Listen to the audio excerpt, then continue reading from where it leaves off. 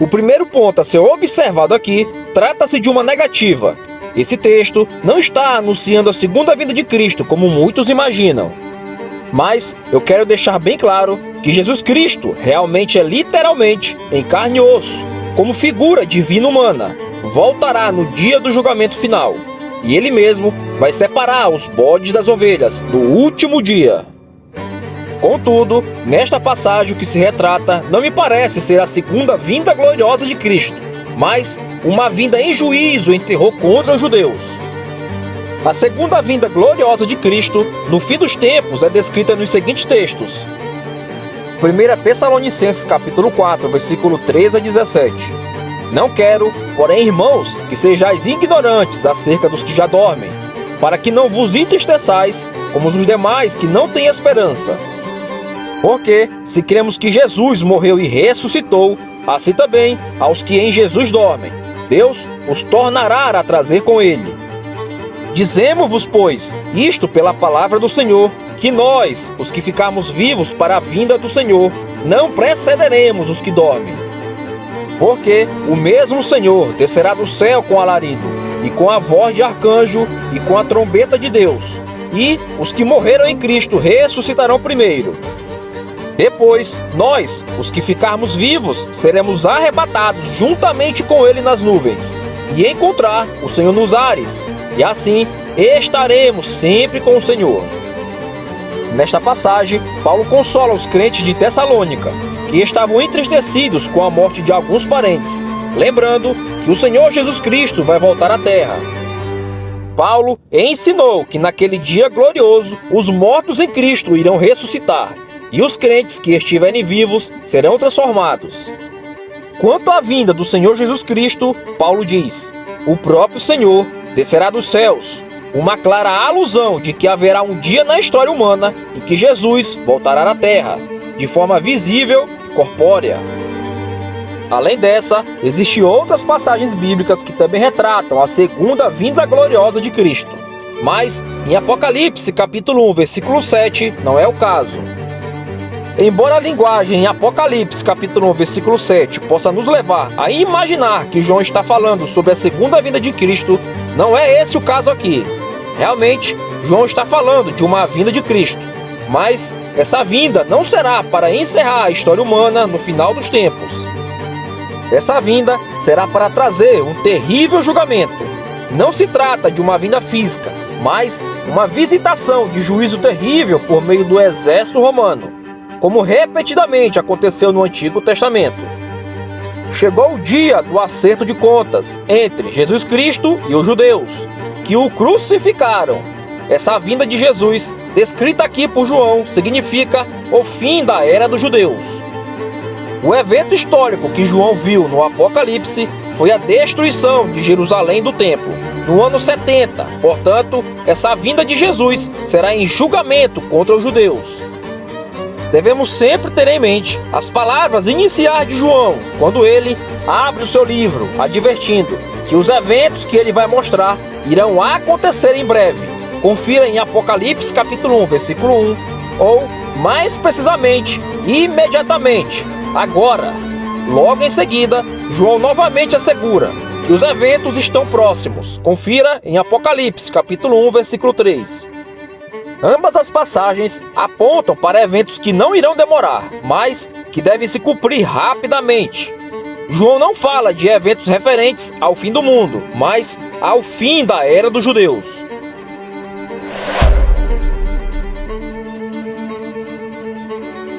A imagem que João descreve de Jesus Cristo vindo sobre as nuvens é uma típica alusão à linguagem que os profetas utilizaram para descrever os julgamentos de Deus sobre as nações dos tempos do Antigo Testamento.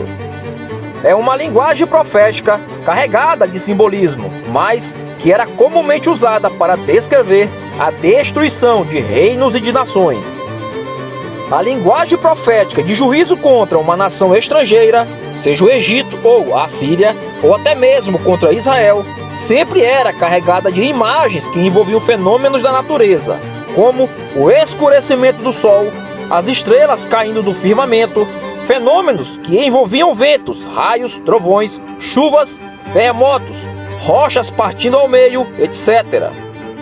Esse era um modo especial dos profetas descreverem julgamentos divinos contra as nações. Porém, os profetas descreviam esses fenômenos da natureza simbolicamente, como estilo poético, indicando que Deus viria com o seu poderoso julgamento, quase sempre usando como instrumento de sua ira uma outra nação. Ninguém deveria interpretar literalmente as imagens proféticas de juízo como se tais eventos cósmicos fossem literalmente acontecer, como descrito na linguagem simbólica. Observe agora alguns exemplos que serão suficientes para esclarecermos esses pontos. Vamos começar com o profeta Isaías. Isaías capítulo 19, versículo 1. Oráculo contra o Egito. Eis que o Senhor vem cavalgando numa nuvem ligeira, e entrará no Egito, e os ídolos do Egito estremecerão diante dele, e o coração dos egípcios se derreterá no meio deles. Note que Isaías está profetizando contra o Egito, mas ele usa a mesma linguagem de João. Inclusive, descreve que Deus virá sobre o Egito numa nuvem ligeira, da mesma forma que João no Apocalipse diz que o Senhor Jesus virá numa nuvem de juízo. Isaías fala do julgamento contra o Egito, fato que ocorreu em 670 a.C., quando o rei da Assíria, Assarradon, derrotou os egípcios. A Assíria era o instrumento de Deus para julgar o Egito. Deus não veio literalmente cavalgando numa nuvem. O profeta falava da Assíria, que seria o braço do Senhor contra o Egito. Contra a Babilônia, Isaías declara o julgamento de Deus. Peso contra a Babilônia, que viu Isaías, filho de Amós. Eis que vem o dia do Senhor, horrendo com furor, a ira ardente, para pôr a terra em assolação, e dela destruir os pecadores.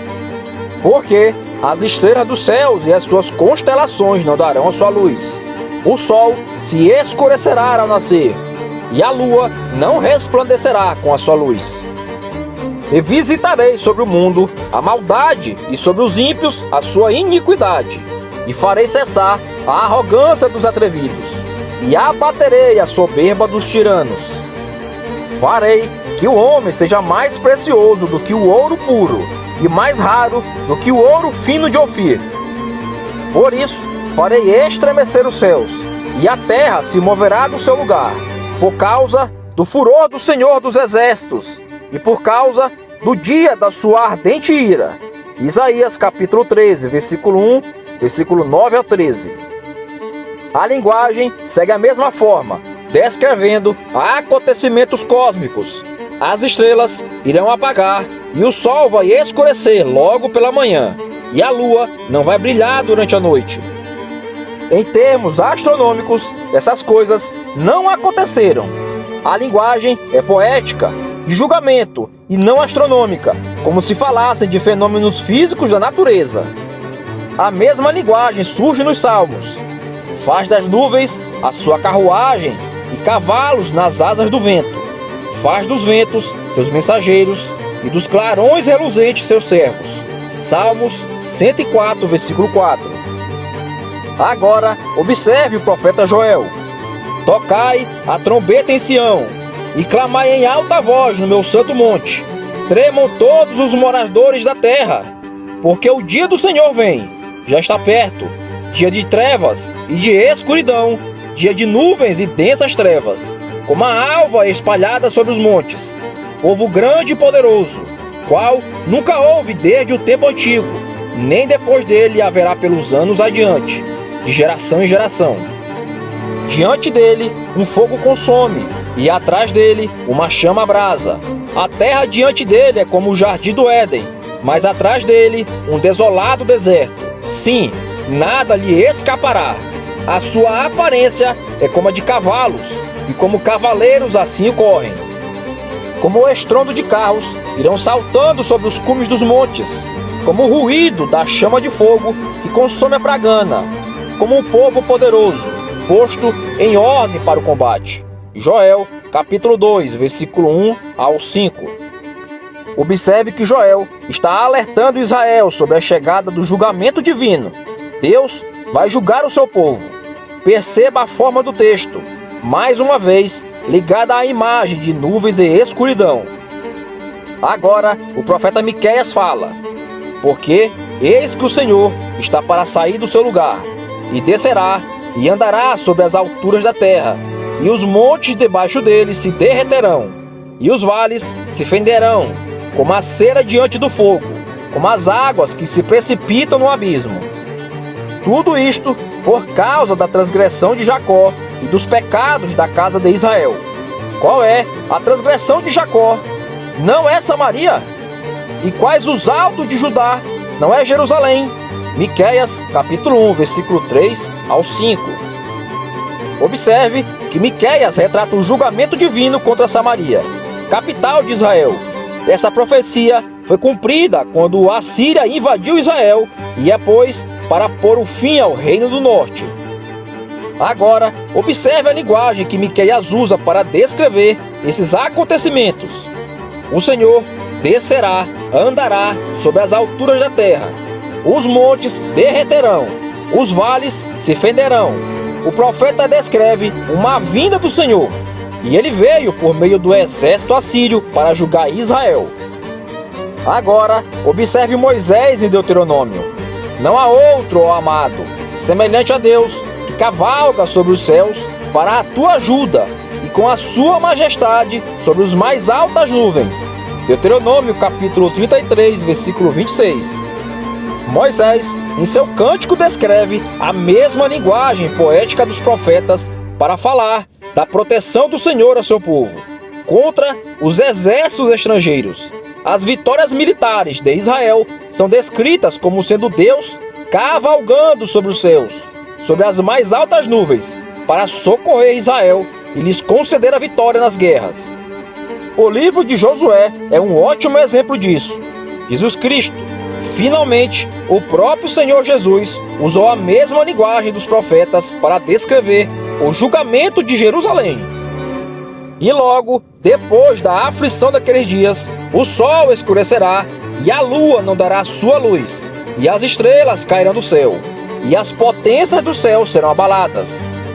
Então aparecerá no céu o sinal do Filho do Homem, e todas as tribos da terra se lamentarão, e verão o Filho do Homem vindo sobre as nuvens do céu, com poder e grande glória. Mateus capítulo 24, versículo 29 e 30. Aparentemente, essa parece ser uma referência à segunda vinda de Jesus no final dos tempos, mas eu creio e sustento veementemente que esse não é o caso aqui. Jesus está falando sobre o julgamento de Jerusalém, dos judeus que os desprezaram. O contexto claramente nos ensina que Jesus está anunciando o fim da era dos judeus. Em verdade vos digo que todas essas coisas hão de vir sobre esta geração. Mateus capítulo 23, versículo 36. Não é uma geração futura, mas sobre esta geração. Não é raça, é geração. Portanto, Jesus fala da destruição de Jerusalém, do castigo que virá contra os judeus. Esse fato histórico aconteceu no ano de 70, quando Jerusalém foi invadida pelo exército romano, sob as ordens do general Vespasiano. Agora, note que a linguagem de Jesus para descrever esses eventos é idêntica à linguagem dos profetas. Ele fala da vinda do Filho do Homem nas nuvens, o que significa julgamento divino por meio de uma nação estrangeira. Ele fala dos eventos cósmicos, como os profetas falavam: o sol escurecerá, a lua não dará sua luz e as estrelas cairão do céu. Quando esteve diante do sumo sacerdote Caifás, Jesus lembrou novamente do julgamento que estava para vir sobre Jerusalém e sobre os judeus. E insistindo, o sumo sacerdote disse-lhe: conjuro-te pelo Deus vivo, que nos diga se és tu o Cristo, o Filho de Deus. Disse Jesus: tu disseste. Digo-vos, porém, que vereis em breve o Filho do Homem assentado à direita do poder e vindo sobre as nuvens do céu. Mateus capítulo 26, versículos 63 e 64.